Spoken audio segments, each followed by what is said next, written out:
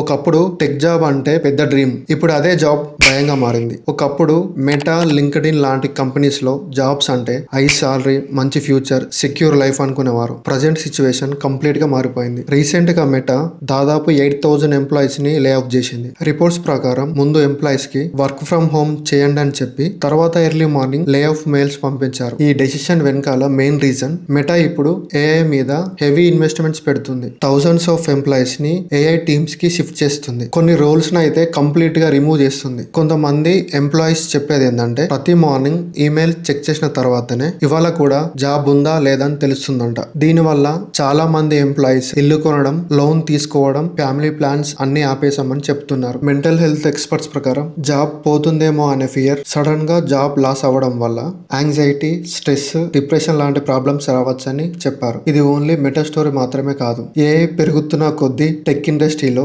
Safe job అనే feeling తగ్గిపోతుంది అంటున్నారు. మరి ఏఐ వల్ల జాబ్స్ మీద ఇంపాక్ట్ ఇంకా పెరుగుతుందా? మీ ఒపీనియన్ కామెంట్ లో చెప్పండి.